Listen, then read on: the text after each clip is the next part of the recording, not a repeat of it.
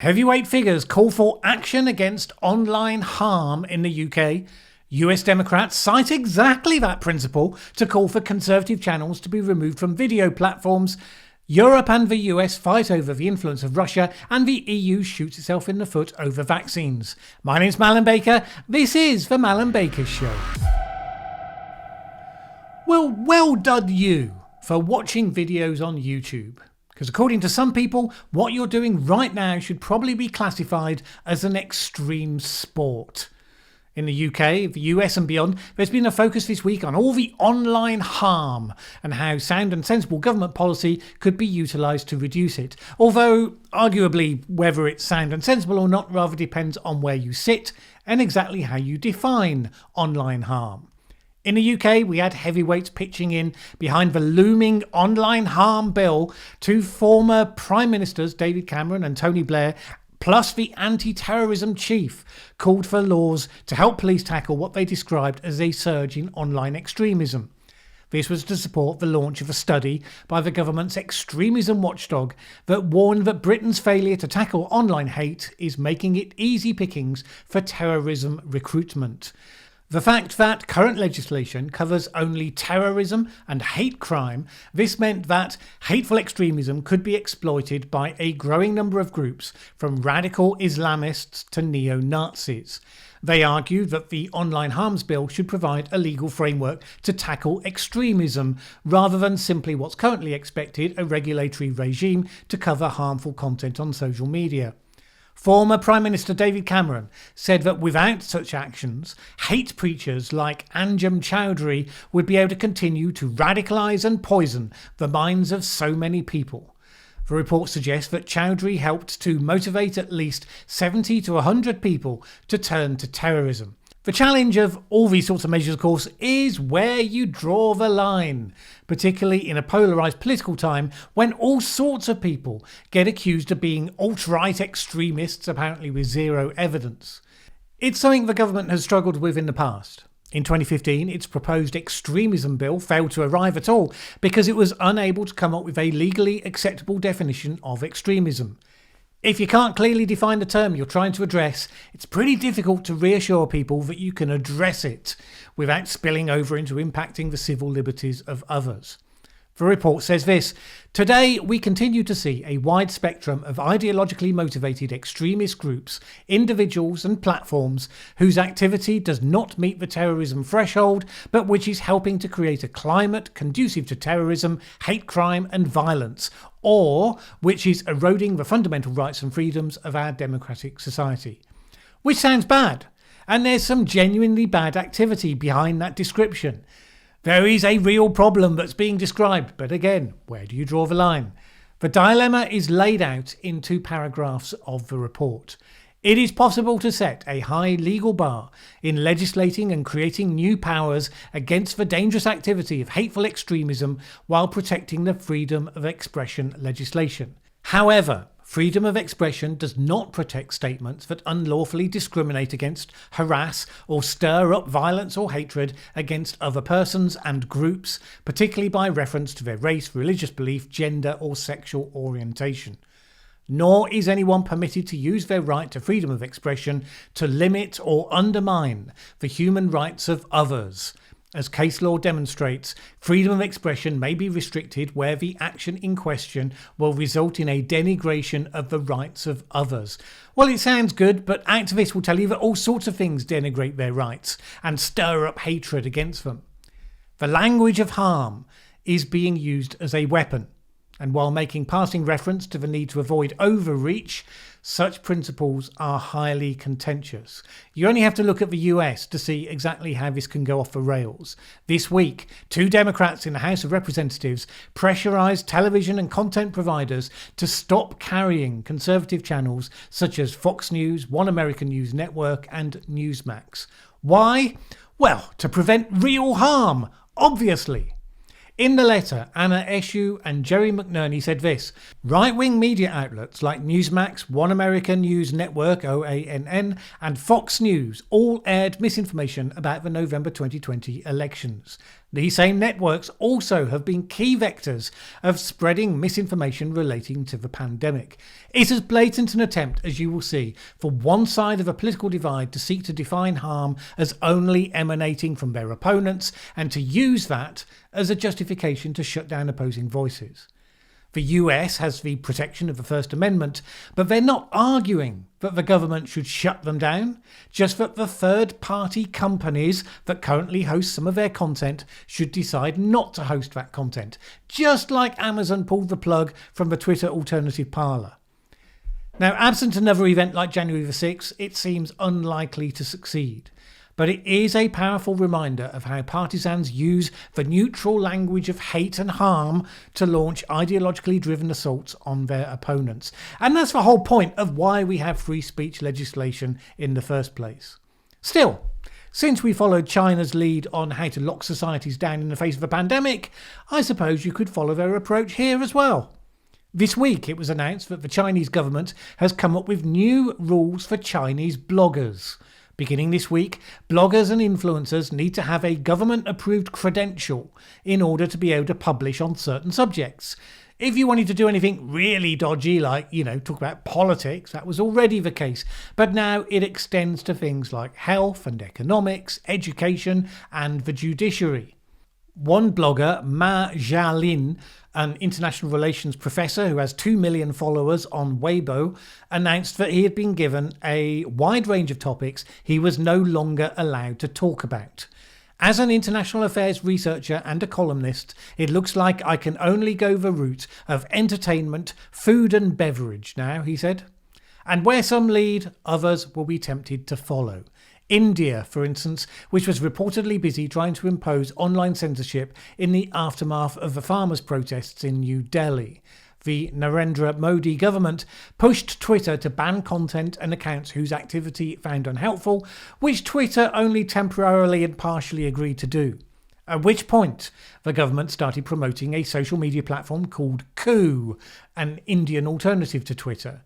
It started considering following up with a ban on Twitter in India, and Twitter's public policy chief in India, Mahima Kaul, recently quit as speculation rose about the prosecution of the firm's executives.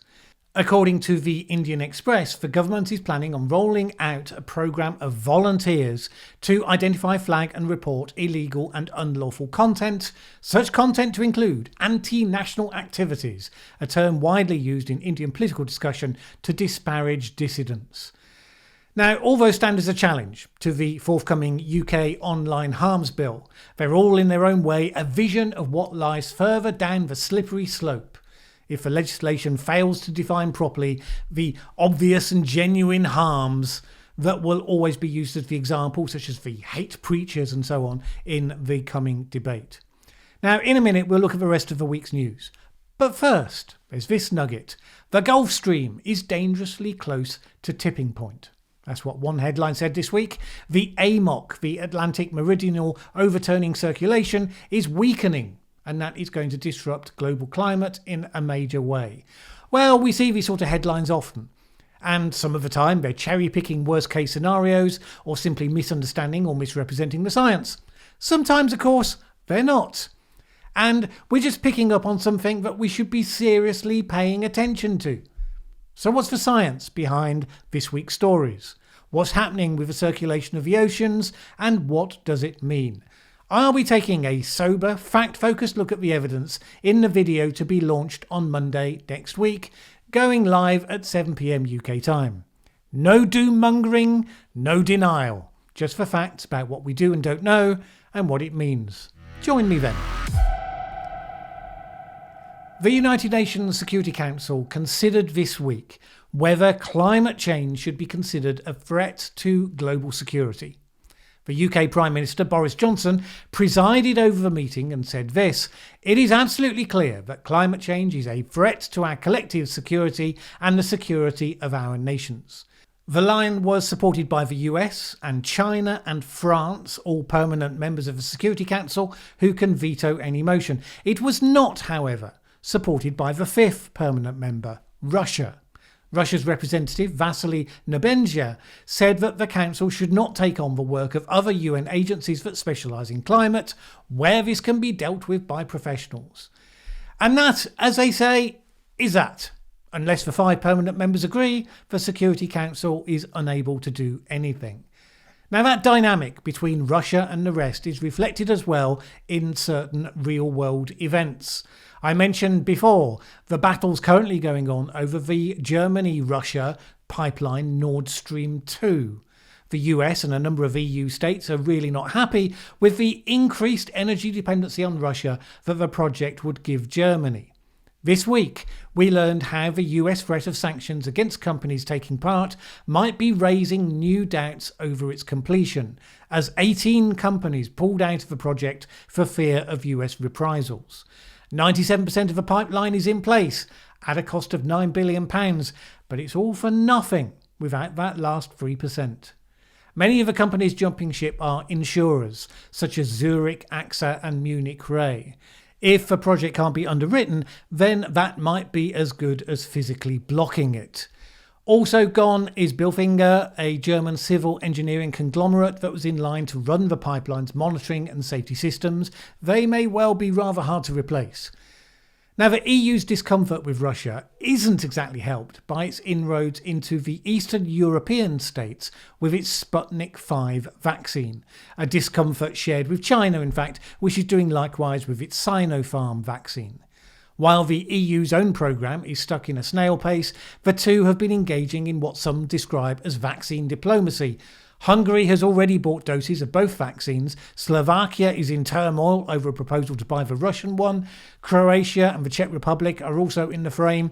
The European Commission President Ursula von der Leyen, who many blame for the slow EU rollout, asked a rather good question about why Russia had been offering millions of doses when it has a vaccination rate for its own citizens of just 2%.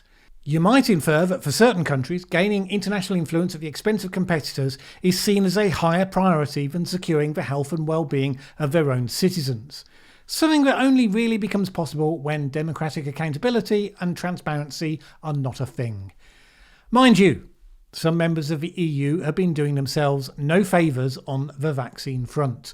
The slow pace of vaccination in Germany hasn't been helped by the fact that, following certain politicians casting aspersions on the Oxford AstraZeneca vaccine in their political spat with the UK, well, guess what?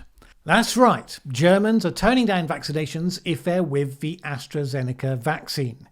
According to the Times of London, at the Tegel Vaccination Centre in Berlin, fewer than 200 people are turning up for the 3,800 daily appointments. Despite all the mounting evidence that the vaccine is effective for all age groups, many heard the message from senior politicians that it was less effective for older groups and that Britain had too quickly approved it as safe. And this week that went to the very top, with Angela Merkel herself saying that she wouldn't take the AstraZeneca vaccine because as she's 66 years old, she's above the 65 threshold. Now the mayor of Berlin is having to threaten that people who refuse the AstraZeneca vaccine will lose their place in the queue in an attempt to boost the numbers. The most read German daily newspaper noted on its front page the news that Britain had set a date in June for removal of all restrictions, saying this: "Dear Brits, we envy you." Belgium has also been seeing problems, with first priority healthcare workers threatening to strike if they're told to take the AstraZeneca vaccine. Honestly, who needs conspiracy theories when EU politicians have the job in hand? Mind you, in Belgium they may be more focused on the plan that critics have branded as delusional and national suicide, namely the closing down of 7 nuclear power plants over the next 4 years. This is no small shift. The country currently gets over half of its power from nuclear. The plan hinges on becoming reliant on its European neighbours for a significant amount of its energy. If you find it head-bangingly bizarre that the EU is signing up to net zero carbon energy at the same time as it dismantles its nuclear capacity, well, you wouldn't be alone. In the UK, Scotland is busy imploding over a legal struggle between the former First Minister Alex Salmond and the current one, Nicola Sturgeon. At the heart of the conflict is whether, operating for years more or less as a one-party state, Scotland's politics and institutions have become corrupted to the core. It's a struggle that could result in the resignation of the First Minister, but by all accounts is doing nothing to dent the support for the Scottish Nationalist Party among the Scottish population. None of this was so distracting that the SNP weren't able to spend time tightening their definition of what does or doesn't constitute transphobia. This rather matters because they're in the process of passing hate crime legislation that has a number of people concerned at its scope. One of the things that will identify you as a transphobe in the eyes of the SNP is this: deliberately misgendering someone or using phrases or language to suggest their gender identity is not valid. For example, referring to a trans woman as a biological man. This strikes me as somewhat problematic, since it seems not only to conflate one's biological sex, which, has gametes and chromosomes involved, with your chosen gender, but also makes the factual observation of biological reality a hateful act. Does this definition extend to any critical commentary about the supposed 112 genders touted by some as representing the valid gender universe? If someone suggested, for instance, that the definition of astergender as someone whose gender feels bright and celestial was made up garbage, which, I think there would be an arguable case, does the SNP think that is a valid debate, or does it bring the full scale of its disapproval by law to bear? Does the fact that plenty of transgender people think the 112 list is nonsense make a difference? In other words, who gets to decide what is or is not permissible discourse as opposed to hate speech? Well, no doubt we will find out in due course. In other news, Bill Gates made headlines this week when he promoted his new book on climate change by suggesting that Americans should be eating 100% synthetic meat. His winning line of persuasion was this: you can get used to the taste. I guess there was a reason why he was the tech guy at Microsoft and not the head of marketing. In a minute, we'll respond to comments and give the final thought for the week. But first, this week I heard that Amazon had removed a book on transgender issues, Ryan T. Anderson's When Harry Became Sally. I checked. I did a search on the title of a book. Bizarrely, one of the first things you saw was an advert paid for by Amazon saying you can get the book from them. Click on the link and it's not there. There are related books, but not that one.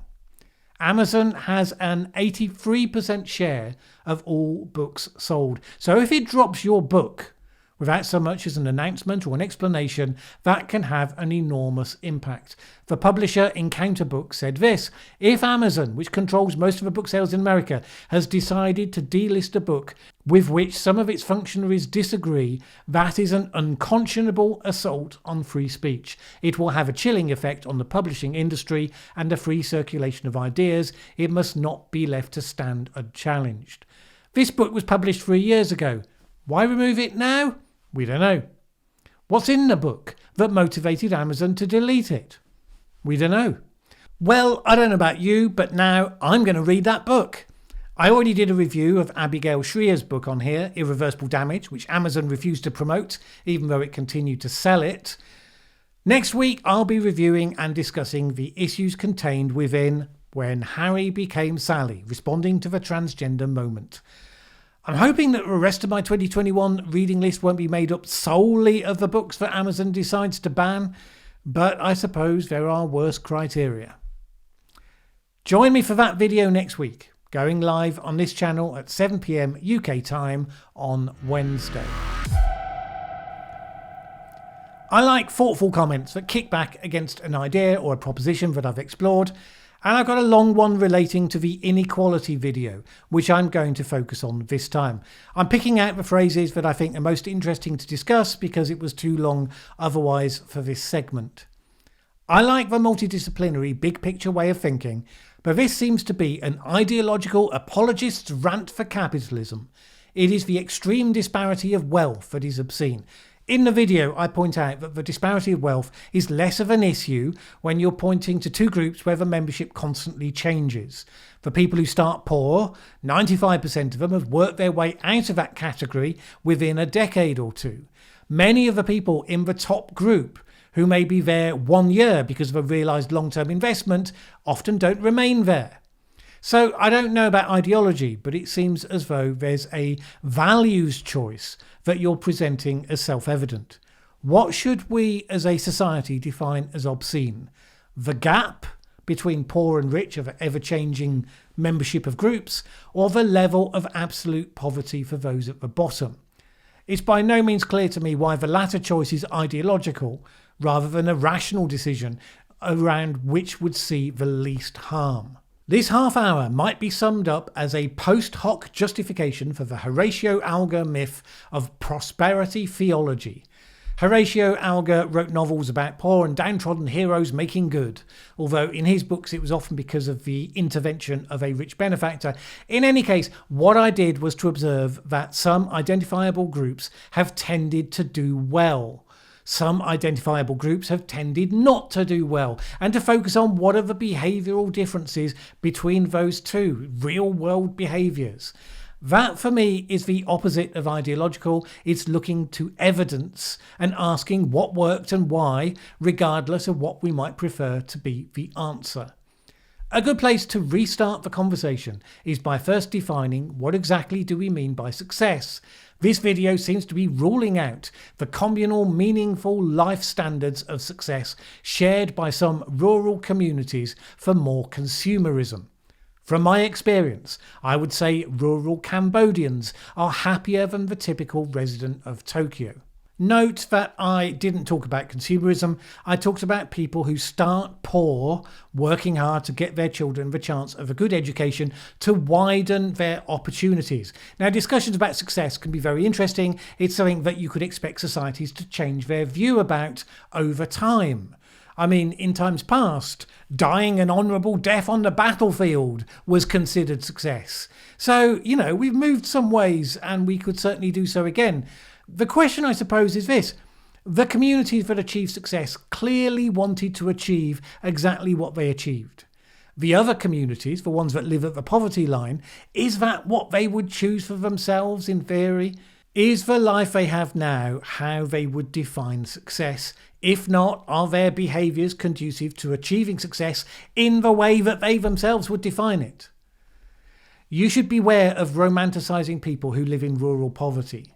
People find ways to be happy in the face of all sorts of obstacles. Doesn't mean you should conclude that their aspirations are to stay where they are. The World Bank quotes the words of one young person living in rural Cambodia in its latest report. He says this: "Our family belongs to the Punung ethnic group, and we are among the poorest in the community.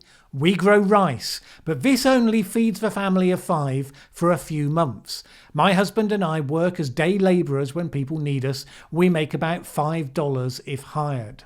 Now, you may see that person working in the rice fields, thinking that they look happy and you envy the simplicity of that lifestyle. The question is, what would they choose for themselves if presented with the opportunities?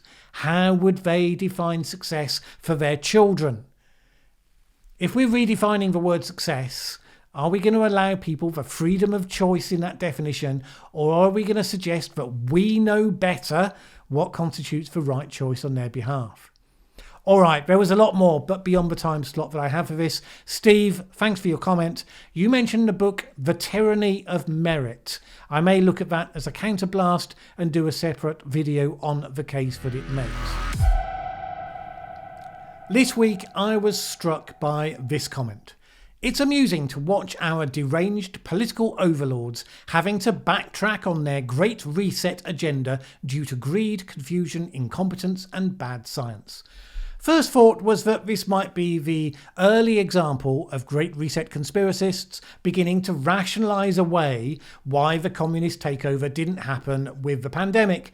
But more than that, it struck me that at the heart of so much conspiracy theorising is one sensation: a lack of power, a belief of being done to. I've struggled with this because I've worked with people who every day achieved amazing things purely because they believed they could. Like the legally blind woman, Caroline Casey, who I interviewed for the podcast, she decided to push for top corporations to properly include disabled people in the workforce. She took the case to various business leaders by contacting them and asking for meetings. She won over the first few champions. Paul Polman, the then chief executive of Unilever, was so won over to her cause that he arranged to get her on the main stage at the World Economic Forum at Davos to push the case to the powerful and successful business leaders there. Another person I interviewed was Dame Julia Cleverdon, who was chief executive of Business in the Community when I worked there, my old boss. At some point in the discussion, she talked about being at an event and some poor confused woman without shoes came wandering in, and she spoke to her and found out she'd been sent down to London by the social services in her area. Something had obviously gone horribly wrong for this poor, vulnerable woman. So Julia immediately got on the phone, demanded to speak to the head of social services for that council, and then told him what had happened and asked him how could this possibly have come about. Now, of course, by the time she did this, she was Dame Julia Cleverdon, who had the Prince of Wales as a personal friend. So you might say, well, it's all very well for someone like that. The point is, that's what she'd been doing for 30 years. That's how she became a dame in the first place. Don't mess around. Speak to the people in charge. Challenge them to sort the problem out. Not everyone will respond, but so many of them will. Either because they want to or because they've been shamed into it. And Julia Cleverdon became a powerful change maker as a result of that lifelong habit. So I say to all of those who dwell in the nether regions of the modern day conspiracy theories, those who do so because they think they have no power, no influence, no way to make their mark on the world, so they retreat to the idea that it's all being done to them. And, to be fair to all the people who aren't in that place, but are just feeling isolated, unable to be part of something bigger, it's within your power if you choose to make it so. I've linked to the 2 interviews that I've just referred to. I highly recommend that you listen to them. They are interesting, informative, but utterly, utterly inspiring. That's all for this week. My thanks as always to the good people who support this channel on Patreon. With your support, I've been able to produce 3 videos per week over the last few weeks. It simply wouldn't be possible without that support, so thanks to you all. And if you would like to add your support for the independent, fact-focused and non-ideological content that I aim to produce here, please go to patreon.com/Mallen Baker. It is always appreciated. Either way, have a great week. My name's Mallen Baker. This is the Mallen Baker Show.